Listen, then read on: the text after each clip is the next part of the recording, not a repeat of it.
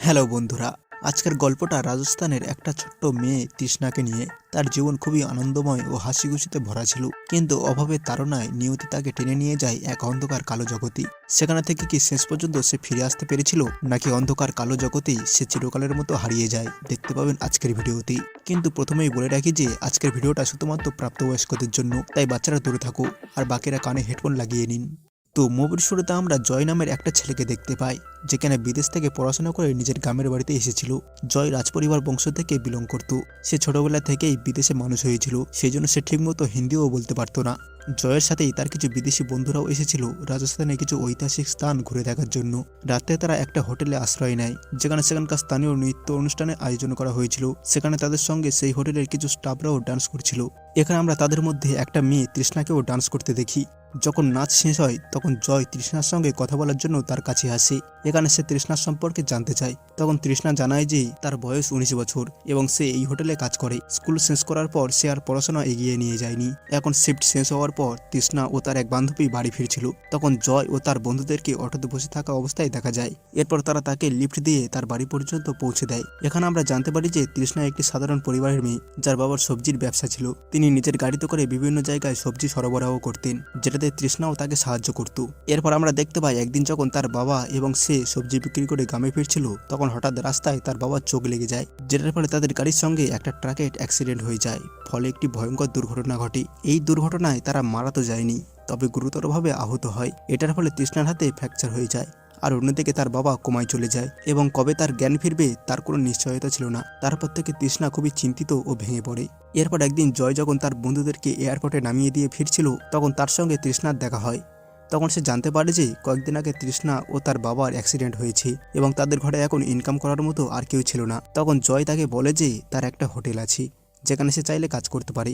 এই বলে সে সেখানে থেকে চলে যায়। এর কিছুদিন পর আমরা দেখতে পাই তৃষ্ণার কাছে একটা লেটার আসে, যেখানে লেখা ছিল জয়পুরের একটা বড় হোটেলে তার চাকরি লেগে গিয়েছে। তার সেখানে এক সপ্তাহে 2500 টাকা দেওয়া হবে, আর তার সেখানে যাওয়ার জন্য 500 টাকা গাড়ি ভাড়াও লেটারের মাধ্যমে এসেছিল। এখানে আমরা জানতে পারি যে আসলে সেটা জয়েরই হোটেল ছিল। এরপর আমরা দেখতে পাই জয় তাকে স্টেশনে নিজের বাইকে করে পিক আপ করতে আসে, যেটার পর জয় তৃষ্ণাকে নিয়ে নিজের হোটেলে আসে। এরপর আমরা জানতে পারি যে জয়ের বাবা কিছুদিন ধরেই খুবই টেনশনে ছিল, আর তৃষ্ণার হাতেও ফ্র্যাকচার হয়েছিল। তাই তৃষ্ণাকে তাদের পাখিগুলোকে দেখাশোনার কাজে রাখা হয়। কিছুদিন পর যখন তৃষ্ণার হাত থেকে প্লাস্টার খুলে ফেলা হয়, তখন সে হোটেলে ওয়েটারের কাজে লেগে যায়। এরপর আমরা দেখতে পাই তৃষ্ণা সেই কাজগুলো খুব তাড়াতাড়ি শিখে যাচ্ছিল। অন্যদিকে দেখা যায় জয় তৃষ্ণাকে লুকিয়ে লুকিয়ে লক্ষ্য রাখত। এছাড়া সে তার রুমে টিভিও লাগিয়ে দিয়েছিল। এরপর একদিন জয়ের বাবা ব্রিটেন থেকে ইন্ডিয়ায় ফিরে আসে। তখন সেখানে জয় তার বাবার সঙ্গে তৃষ্ণার ইন্ট্রোডিউস করিয়ে দেয়, আর তাকে বলে যে তাদের বাগানের সমস্ত পাখির খেয়াল তৃষ্ণাই রাখি।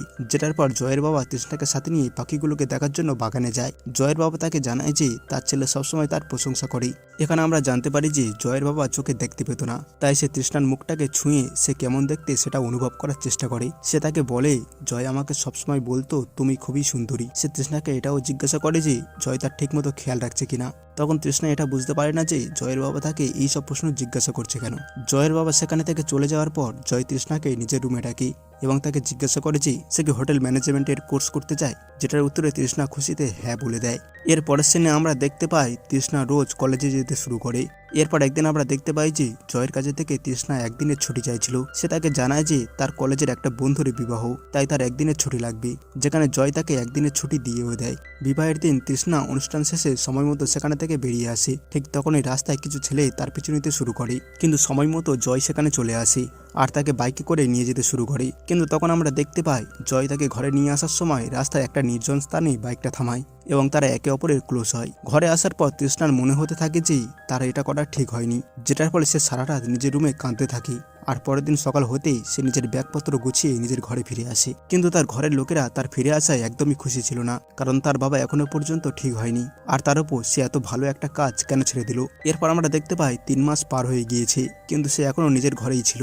আর সে এখন নিজের গ্রামে খেতে কাজ করত। কিন্তু তখনই তার শরীর অসুস্থ হয়ে পড়ে আর সে বমি করতে শুরু করে। প্রথম সে ভাবছিল যে সে হয়তো এমনি অসুস্থ হয়ে পড়েছে, কিন্তু কিছুদিন পার হয়ে যাওয়ার পর সে জানতে পারে যে সে আসলে প্রেগনেন্ট। কিন্তু তার ঘরের লোকেরা যাতে তার বদনাম না হয় তাই শীঘ্রই তার অপারেশন করিয়ে দেয়, যেটার পর তার ঘরের লোকেরা তাকে এক আত্মীয়র বাড়ি পাঠিয়ে দেয়, যেখানে সে একটা ফ্যাক্টরিতে কাজ পেয়েছিল। কিন্তু জয় খুঁজতে খুঁজতে সেখানেও চলে আসে। জয় তৃষ্ণাকে জানায় যে সে তাকে বহু জায়গায় খুঁজেছে এবং তার ঘর পর্যন্তও গিয়েছিল, যেখানে তার বোন তাকে এই অ্যাড্রেসটা দেয়। জয় তাকে বলে তোমার কাজ করার কোনো দরকার নেই, আমি তোমার সমস্ত খেয়াল রাখবো।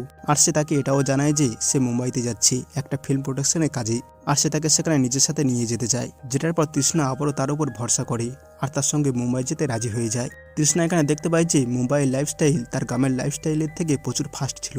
তৃষ্ণা সেখানে জয়ের সাথে বিভিন্ন পার্টিতে যেতে শুরু করে, যেখানে সে নতুন নতুন বন্ধু বানাতে শুরু করে। সেখানে সমস্ত লোকেরা ফিল্ম ইন্ডাস্ট্রি থেকে এসেছিল, সবাই অ্যাক্টর, ডাইরেক্টর, প্রডিউসার ছিল। তৃষ্ণা ছোটবেলা থেকেই ড্যান্সিংয়ের প্রচুর শখ ছিল, সেই জন্য সে একটা ডান্স ক্লাসে ভর্তি হয়ে যায়। এরপর আমরা দেখতে পাই তারা দুজন সবসময় একসাথেই থাকতো। তাদের দেখে এমনটা মনে হয় যে তারা একে অপরকে ভালোবেসে ফেলেছে। এরপর একদিন জয় এসে তাকে জানায় যে তাকে ব্রিটেনে যেতে হবে, কারণ সেখানে তার বাবার শরীর খুবই অসুস্থ। এখানে জয় তাকে এটাও বলে যে সে তাদের এই রিলেশনের ব্যাপারে তার পরিবারকে গিয়ে জানাবে। এখানে তৃষ্ণা খুবই টেনশনে পড়ে যায় যে তাদের পরিবারের লোকেরা তাকে অ্যাকসেপ্ট করবে কিনা, যেটার পর তৃষ্ণাও তাকে নিজের অ্যাবর্শনের ব্যাপারে বলে দেয়। এটা শোনার পর জয় রেগে যায় যে সে এমনটা করার আগে তাকে একবারও জিজ্ঞাসা করলো না, সে তার ব্যাপারে এতটা খারাপ ভাবতো। এরপর আমরা দেখতে পাই সকাল হতেই জয় এয়ারপোর্টের উদ্দেশ্যে বেরিয়ে পড়ে, কিন্তু সে যাওয়ার আগে তৃষ্ণাকে হাত খরচের জন্য কিছু টাকা পয়সা দিয়ে দেয়। এরপর 1 মাস কেটে যায়, কিন্তু জয় তবুও ফেরে না। তারপর একদিন একটা মহিলা তার রুমে আসে এবং সে তাকে বলে এই মাসে তোমার অ্যাডভান্স ঘর ভাড়া শেষ হয়ে যাবে এবং কিছুদিন পর নতুন ভাড়াটা এখানে আসতে চলেছে। এটার ফলে তৃষ্ণাকে এই ঘরটা এখন ছাড়তে হবে। এরপর আমরা দেখতে পাই তৃষ্ণা তার ডান্স গ্রুপের একটা মেয়ের সাথে রুম শেয়ার করে থাকতে শুরু করে। তৃষ্ণা নিজের ডান্স ক্লাসে প্রচুর এগিয়ে যায় এবং সে সেখানে প্রচুর নতুন নতুন বন্ধু বানাতে শুরু করে। তখনই একদিন তার কাছে জয়ের কল আসে আর সে তাকে জানায় যে সে ফিরে এসেছে এবং সে তৃষ্ণাকে দেখা করার জন্য বলে। এরপর দুজনেই একটা হোটেলে দেখা করে এবং জয় তার কাছে থেকে ক্ষমা চায়, কারণ সে তার কাছে থেকে তার ফ্ল্যাট ছাড়িয়ে দিয়েছিল, যেটার ফলে তাকে এত ভোগান্তি পেতে হয়েছিল, কারণ সে সময় মতো ফিরে আসেনি। জয় তৃষ্ণাকে জিজ্ঞাসা করে তুমিও তো আমাকে কল করে সবকিছু জানাতে পারতে। এই বলে সে তাকে বকা দিতে শুরু করে, কারণ সে আজ পর্যন্ত তাকে কল করে একবারও তার হালচাল সম্বন্ধে জিজ্ঞাসা করেনি। এখানে সে তাকে আরও জানায় যে তার বাবার অবস্থা আরও খারাপ হয়ে গিয়েছে, যেটার ফলে তাকে এখন জয়পুরে গিয়ে নিজের হোটেলটাকে সামলাতে হবে। কিন্তু সে এখন জয়পুরে যেতে চাইছিল না, কারণ তারা দুজন একসাথে সেখানে থাকতে পারবে না।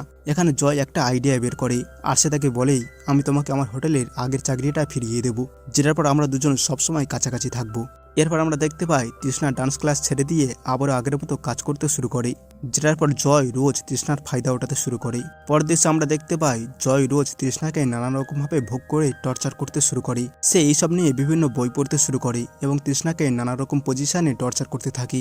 এরপর যখন সে তৃষ্ণাকে প্রতিদিন ঘরোয়া পোশাকে দেখতে দেখতে বোর হয়ে যায়, তখন সে মুম্বাই থেকে তার জন্য ওয়েস্টার্ন কাপড় নিয়ে আসে আর সে তৃষ্ণাকে নিজের সঙ্গে ওয়েস্টার্ন কাপড়ে ইন্টিমেট হওয়ার জন্য বলে, এমনকি সে তাকে নিজের সামনে নাচাতেও থাকে। এখন এইসব দেখার পর তৃষ্ণা সেটা ভালো লাগে না, কারণ সে এখন তার সঙ্গে চাকরের মতো ব্যবহার করত। কিন্তু জয় তবুও তাকে এক রাতের জন্য নিস্তার দিত না। তাকে দেখে এমনটা মনে হচ্ছিল যে সে অ্যাডিক্টেড হয়ে গিয়েছে। এরপর একদিন জয় যখন নিশ্চিন্তে ঘুমাচ্ছিল, তখন তৃষ্ণা কিচেন থেকে একটা ছুরি নিয়ে আসে আর সে তার বুকের উপরে চড়ে সেই ছুরিটার সাহায্যে তাকে বারংবার আঘাত করতে শুরু করে, যতক্ষণ পর্যন্ত না সে নিশ্চিত হয় যে জয় মারা গিয়েছে।